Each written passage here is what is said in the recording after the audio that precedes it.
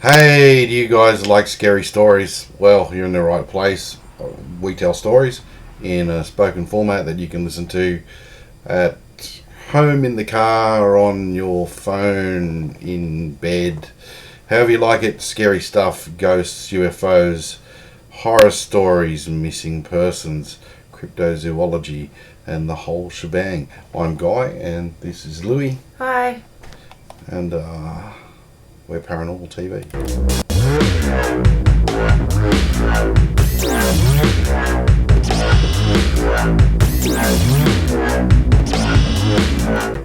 So today we're going to be talking about some of Louie's childhood weirdness.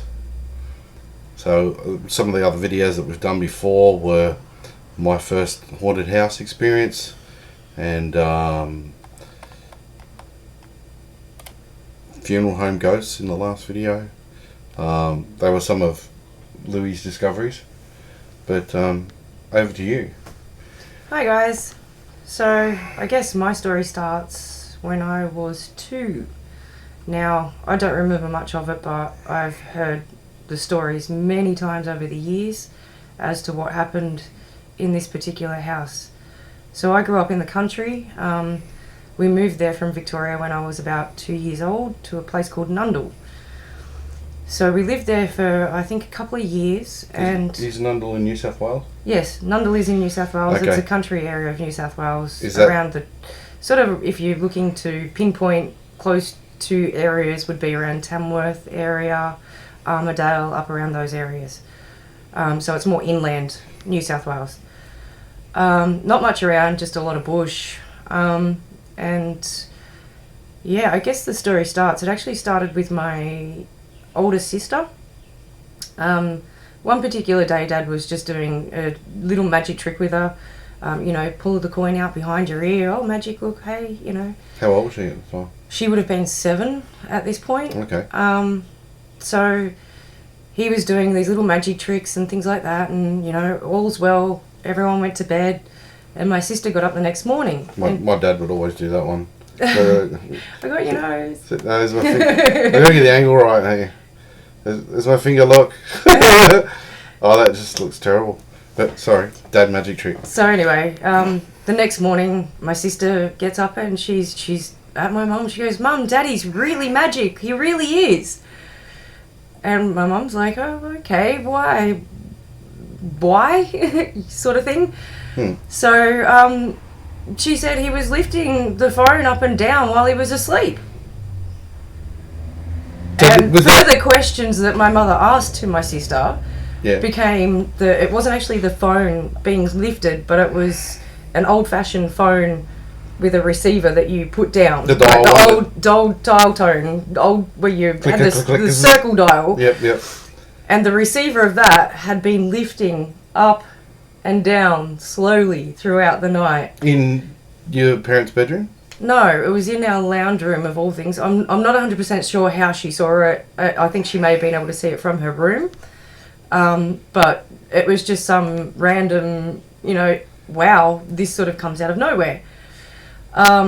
So I think Mum sort of just dismissed it a little bit. It was never she was sceptical about anything supernatural, but I don't think she'd really experienced a great deal. She had done a seance when she was younger, but other than that, I'm not 100% sure whether she was completely convinced my sister had seen something. Just kids telling funny stories. Sort of active imagination. Yeah.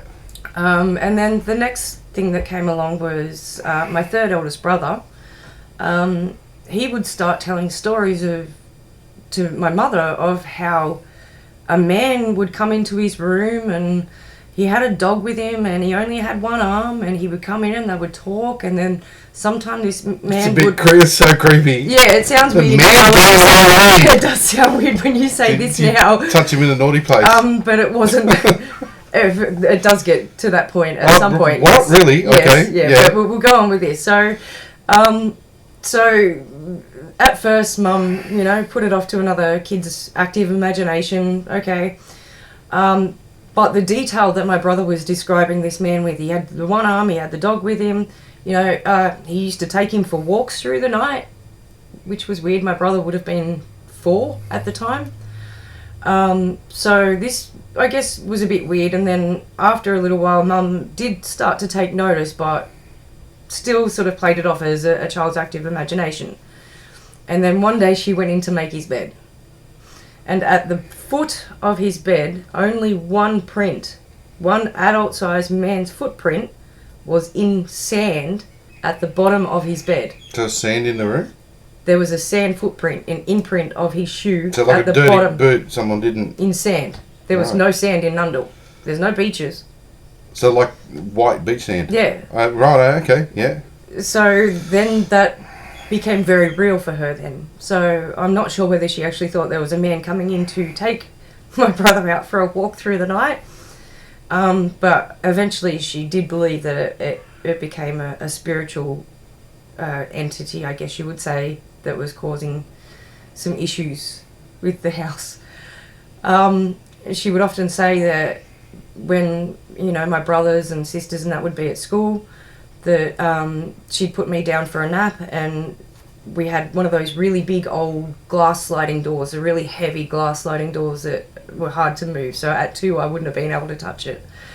So she'd put me down and she'd have the door open, air blowing in, all the rest of it. She'd walk out of the room to do something, come back in, and the door would be closed and locked. And she was thinking that she was losing her mind, so she would unlock it and open it again, and then go off to do something else, and then come back and it would be closed and locked again. So, and she's come to the conclusion that there was no physical way that I could have possibly closed this door.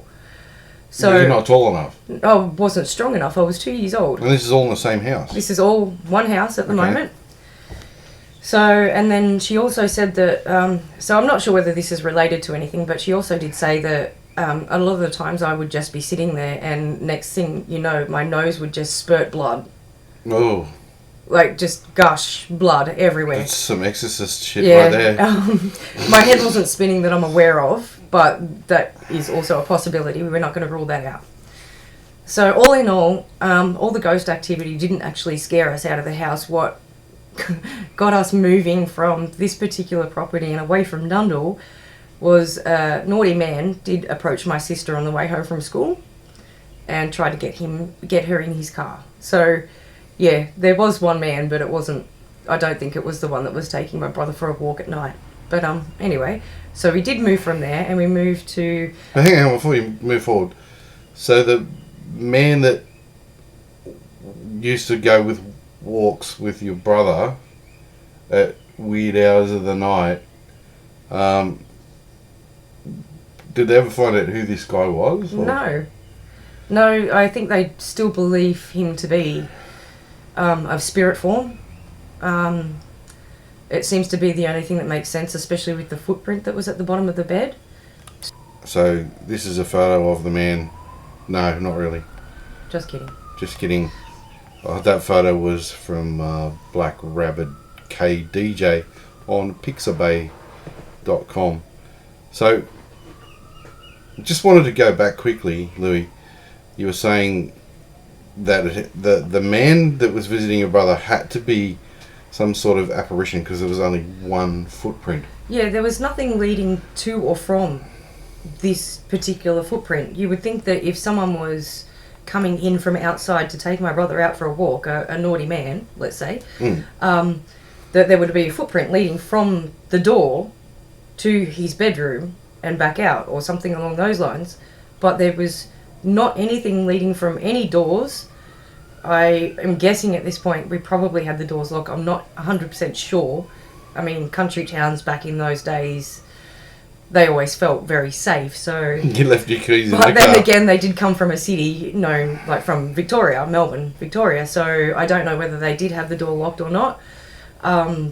But at this point, the only conclusion that everyone can basically come up with is that it is some sort of spirit form to have done this because of the footprint that was there. There was nothing leading to and from. There was just the one footprint, and unless this person took their shoes off to walk into the house to leave one print and then walk out, it doesn't make sense. No. So we basically have put that as a spiritual encounter, a spirit coming to visit my brother and take him for a walk in the middle of the night. It's pretty creepy. Not creepy at all, no.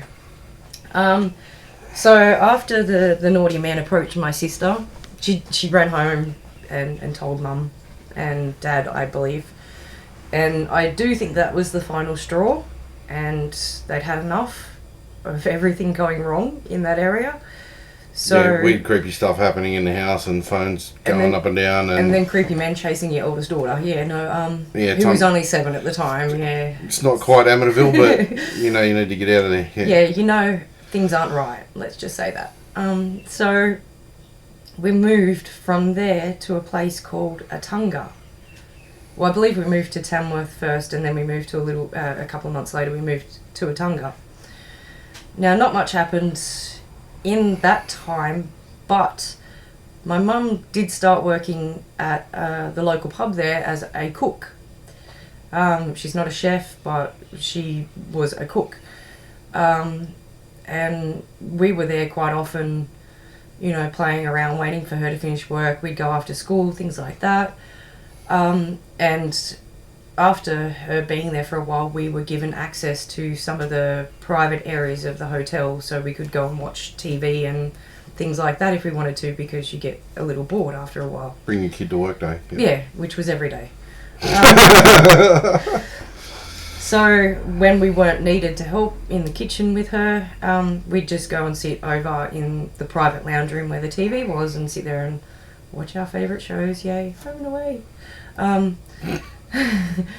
So we'd just be sitting there, and you'd all of a sudden you'd hear footsteps. So let me describe this area for you. So the private area is you walk through, and it's a really long hallway, like just a hallway. On each side of the hallway is rooms. So it was equipped as a hotel motel. Mm-hmm. So it used to house guests, let's just say, but they'd closed all that off, and it was never used as a guest area. It was only used as a private area where the licensee of the hotel slept. Occasionally we would sleep there, and we used it as our private little living area while we were there. Mm-hmm. So you would sit there, and then all of a sudden you would start hearing footsteps up and down the hallway. And at first didn't think much of it until they became more prominent, a little bit more noticeable. And you'd sort of be wondering who's walking up and down this hallway, because it's a private area. No one's allowed access to this place, but being a country area, people do what they want a lot of the time. So, you'd stick your head out the door to see who's walking up and down the hallway, ask them not to be there, it's a private area, and there's no one there. At one point, it was just going dusk, and I was outside the hotel grounds, and I remember looking up. I was walking to the hotel at the back of it, and there was a set of steps leading up into the kitchen, which is where we were supposed to go as children to get into our mother. And I see this black figure, very similar to the one that you described in your first video, the long coat, like the dry as a bone coat. Maybe it's just Aussie ghosts. The big rimmed black hat, wow. Big rimmed. It was very, very similar story. And the reason I bring this up is I'm not the only one who saw this person at that particular place. My third oldest brother, the one that went for the walks in the middle of the night, he also encountered this particular, we'll call him a shadow figure, for just sake. Did he ever describe the one that was visiting him in the house? Yeah, he did. I explained that before, that he had one arm and a dog and things like that. He did Never do, really yeah. facially descriptive. Not wearing a dry as a bone? No. Okay. No. Never that sort of descriptive, just little bits and pieces of a 4-year-old that would remember something. So that I had seen him, and then I actually said something to my brother and my sister about it, and that was when my brother had turned around and he said, yeah, a couple of weeks ago I saw exactly the same figure standing in exactly the same spot. So I knew then that I wasn't seeing things and it wasn't my imagination, because you do question these things when you see something. It's you try and explain it, and because as a kid you don't really want to see these things. It's not. But did it look like a ghost? I mean, it just looked like a black man, like a man with no colour, like no facial figures, nothing. It was just a shadow, like a silhouette of a man. It could have been a woman, I don't know, but my assumption is it's a man. And it was there and then it was gone, or? I kind of looked away a bit to watch my footing from memory, and when I looked up he wasn't there. So I did look away and I looked back, and the next thing I know he's not there. Now I'm not sure what happened with my brother and how he saw this figure. It looked like the person was trying to get into the door. Like they're walking up to go into the door, so to speak, like standing at a back door, or someone who's just knocked on a door and is waiting for an answer for someone to come to the door. To me, that's what it looked like, what he was doing. This was outside? Yeah, he was actually outside the hotel. And you were outside? Yeah, I was outside the grounds of the hotel. I hadn't actually entered into the grounds of the hotel yet. It was so you're approaching this building, and there appears to be someone walking through or trying to get into a door? No, standing at the door. Standing at the door. Like, either waiting to open the door and go in, or like someone's just knocked on the door. What time of night? What time of night was this? It was dusk. So the sun's going down, and you go to look down so you don't trip over, and you look up and this... thing's gone. It's just nowhere. Yeah. And I will honestly say I didn't go looking for it. So it didn't look like a real person? No. Was something not right? No, if it had been a real person, there was enough light from the sun to be able to see. Oh, wow. Okay. If they had facial features or anything, but there wasn't. It was just a shadow. It was like a figure. Nothing definitive, just to know, to be able to see this coat and the hat and the shape, and that was it. So that happened, and then one of the workers that used to work at the pub also, he would say that he used to sleep there some nights, and he would say in the middle of the night he'd wake up and there'd be someone standing in the doorway of his bedroom. And you know, the fluster of blankets to get things off, and as soon as he'd get up and get out, and that figure would be gone from the doorway. One time my sister had a terrible migraine, so she went over to lie down in one of the rooms over there to, you know, to see if she could get rid of the headache. Migraine, sorry. And then she actually said she felt something while she was lying down, and she looked over, and in the doorway was a man standing there. She couldn't describe him. She was I'll explain, my sister is not the kind of person that handles these things very well. She watched Twilight through her fingers, so to speak. So she's not comfortable with talking about any of this. It freaks her out. She doesn't like any of it, and it terrifies her. So trying to get anything out of her was near impossible. All we could get was there was a man standing in the doorway. So over the years, you know, you would get the footsteps and everything like that. And then the one thing that was always very strange was Mum had this friend that used to come. We always called her Auntie Joan. She wasn't an auntie, but she was a friend of the family. Yeah, when you're a kid, everyone that comes around, auntie. This is Auntie and Uncle so and so. Yeah, they never are, but yeah. So Auntie Joan would always come, and you know, obviously when you have visitors, old school, you would take a lot of photos, film roll photos, not your digital photos that you have these days. Yeah. And you wait with anticipation to get them printed out and all the rest of it. So Mum would take photos while Auntie Joan was there in the pub and everything like that. She'd go and get all the photos printed out, and every single photo that she would take of Auntie Joan had like a white light over her face. It was like you could never ever see her face in a photo. Any photo that was taken inside that hotel, there was always... It was like someone had a light flashing out from her face, and you could see like rays of light coming out. I think that's happened to someone else online. Like, I think there's photos on the internet somewhere or something similar. Yeah, well, we could never explain it, but it was always her. Everyone else in the photos showed up, and you could always see everything else of her, but you could never see her face. So one day, my mother and the licensee of the hotel were actually sitting down talking to the woman that owned the hotel. And somehow they got talking about how we started to notice a few things happening around the hotel, that there were some strange things going on, that they believed that there may have been some sort of spirit movement happening in the hotel.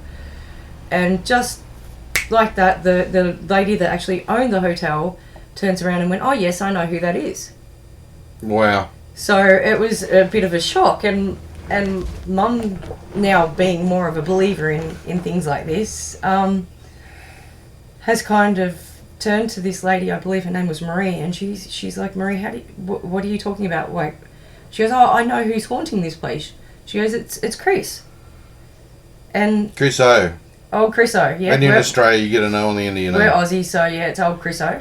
So Chris, who turned out to be, he used to work at the hotel, and it was he loved it. He loved every bit of working at this hotel. It was one of those things, you know, when you find something you love, you'll always come back to it. And apparently that's what he's told her, is that he wanted to go out and explore a little bit. Like, Attunga's a very, very, very small town. At the time, I think the population was like 250 people, give or take.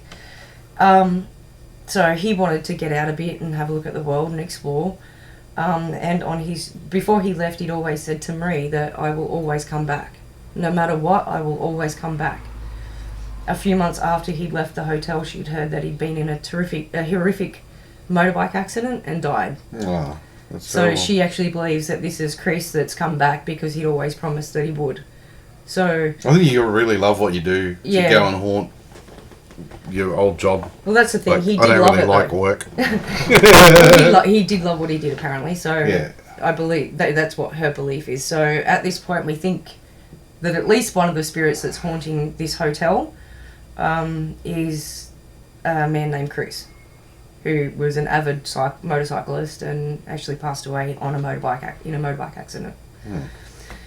So, where we were in this little town also, we lived in a little house on a hill. It was known as the cottage. It was a little tin house in the middle of nowhere. Am I allowed to swear on this? Because it was the middle of bumfuck nowhere. As they say in Without a Paddle, the movie Without a Paddle, the middle of,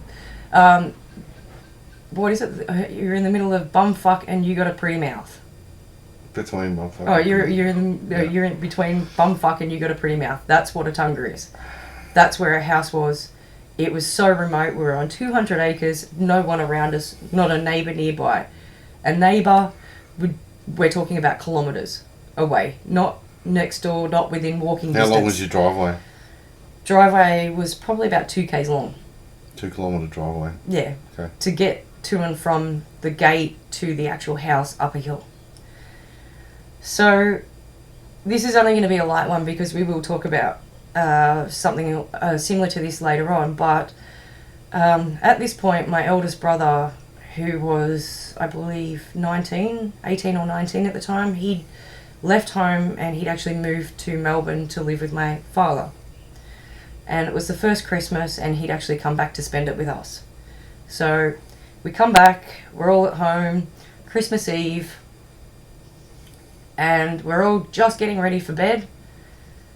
And I'll explain that the house it's allegedly a tin house, but I'm guessing more corrugated iron or something along those lines, but it was always known as the tin house on the hill. So quite a noisy house. It rained and it was so noisy. It was all metal, basically, a metal house. And the only way I can describe what we heard on that night was Santa Claus landed on our roof. It was nothing any one of us can explain. There was 5 of us in the house at the time and every single one of us heard it. So this is Christmas dinner time? No, this is Christmas Eve and we're ready to go to bed.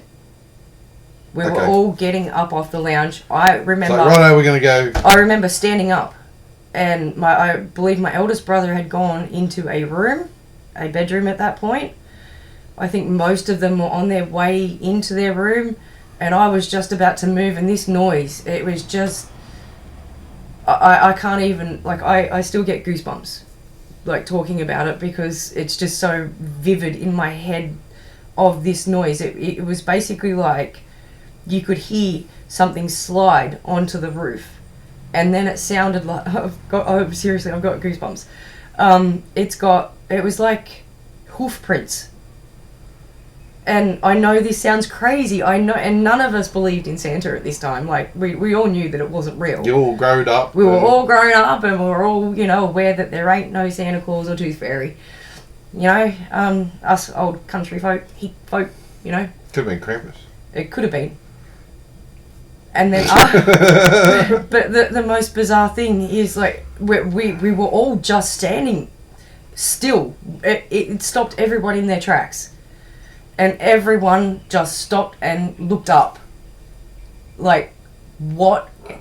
And you could see we're looking up, and then we're all looking at each other going like, and then Mum comes out of her room, starts yelling at us like, what's going on? Like, who's making this ruckus and what's going on? And we're all staring at the roof.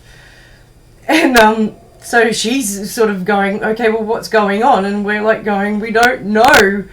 And next thing you hear, it's like big boots walking on the roof. Like someone walking on our roof.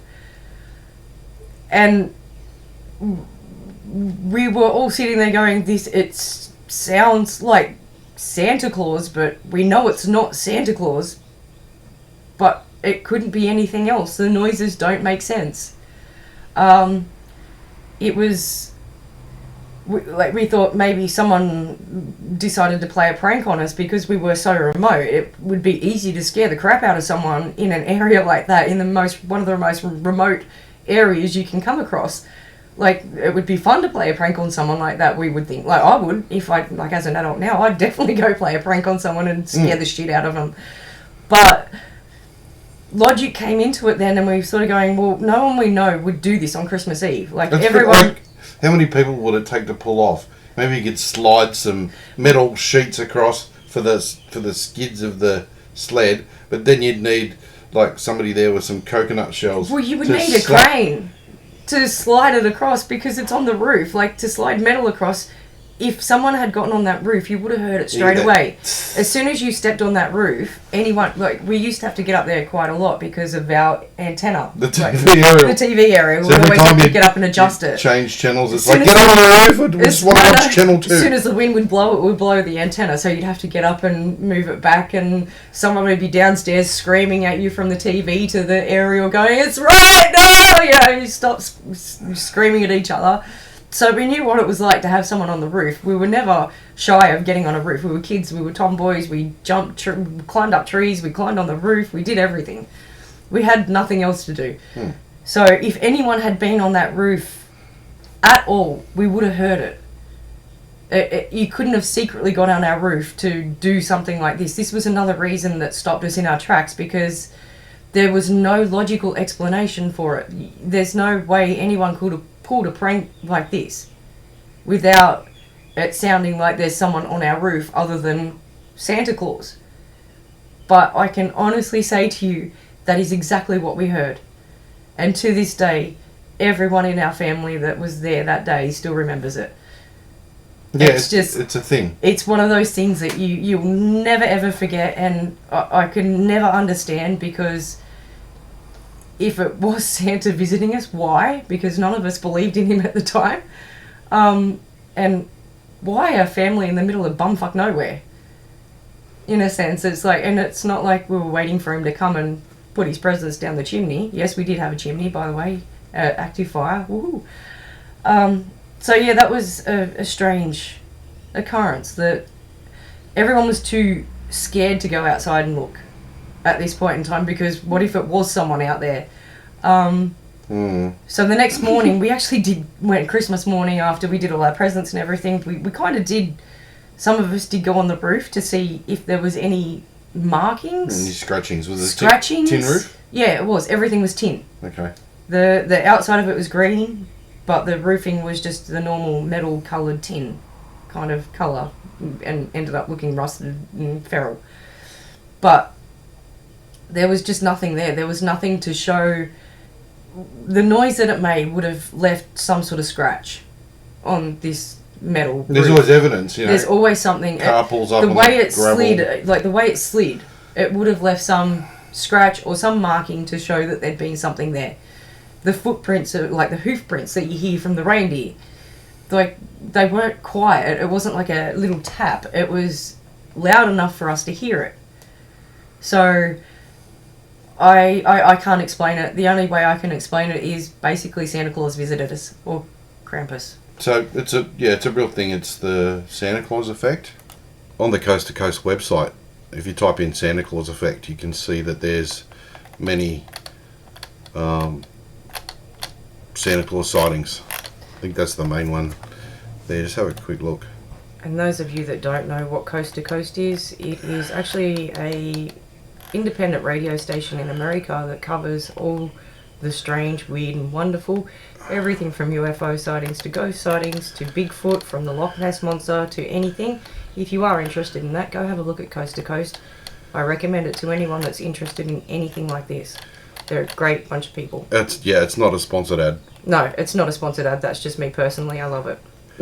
You love Coast to Coast. Coast to Coast is great. Listen, very strange people on there, but our kind of strange, so that's okay. Yeah. But from an occult perspective, this Santa Claus effect, just quickly, I remember listening to a podcast, I can't remember what the source was, but there was some ghost hunters, you know, there's videos on YouTube of people running around hunting ghosts, and they have a big fan following, and one of these paranormal research groups, they just wanted to try something, and that was to put a list of places in particular areas that had known ghost hauntings, and type up a little bit of a story about what they actually spotted. You know, they found that there was a girl that looked like the Ring that was spotted in the corner of a stairwell in so-and-so mental hospital or whatever. I'm just, hypothetically speaking. But in that list, they made up a fake one about a woman in a red dress, and it was taken from that scene in The Matrix where there's a woman in a red dress. You've got to watch The Matrix. But what happened was, after some time, people started to report in this made-up, well, the place was real, but the made-up apparition, that they had spotted the woman in the red dress. And after some time, photos actually showed up on this website of a woman in the red dress. So this is the concept of what they call in occult law a thought form, or an egregor. And what that is if enough people believe in something, then it kind of manifests, if that makes sense. And there was a case, there's been many cases, there have been Marian apparitions and Hindu gods being animated, statues animated. I'll get into that a little bit later. That'd be good for a separate video. Just quickly on that note, though, you saying with enough people believing it can create an egregor or a false spirit, we'll call it. The thing that makes this even more weird and creepy is that none of us believed in Santa at the time. None of us. I know that there was a worldwide belief of it, but the strange thing for it to land on our roof when we were all old enough to not believe in Santa. Yeah, you would think. Why our roof? I think maybe if enough people believe in it around the world, then it can happen randomly. But choosing your roof is. It was just a really weird, and it's still, even to this day, it's hard to get my head around that fact. Like I do understand as an egregor that it can be created, but I just don't understand why at that time on our roof, when we were all of age of not believing in Santa Claus anymore. So it was just a weird kind of, I don't even know what you would call it, experience, I guess, but it was just a very strange occurrence. Cool. Yeah. One that still to this day gives me chills to talk about. But on that note, I do have more to say, but I've been babbling on to you guys for so long now. So I'll finish my story up in another video, I do have another one that really freaked me out, but we'll talk about that in another session. And maybe some of your funeral. Yeah, we can go into the funeral, how I got into the industry, what I've done, things like that, any experiences I've had through the industry, those types of things. So And some of the cool things that you've caught on camera. Oh yeah, we've caught lots of things on camera. We've had many experiences. Through the course of time, we will share a lot more videos with you of places we've been, experiences we've had, things that we've done, especially around Australia. We've had some incidents in Indonesia. There was some strange, I think, occurrences in Japan as well. But we'll go into those a bit later on, and we'll yeah, start. You're just sliding out of frame there. Sorry. Hi, I'm here again. So yeah, I'll stop babbling again, and we'll see you in the next video. If you like what you heard, don't forget, like and subscribe. We love you. And share it on Facebook and share it everywhere. and stuff. Share us everywhere. Bye now.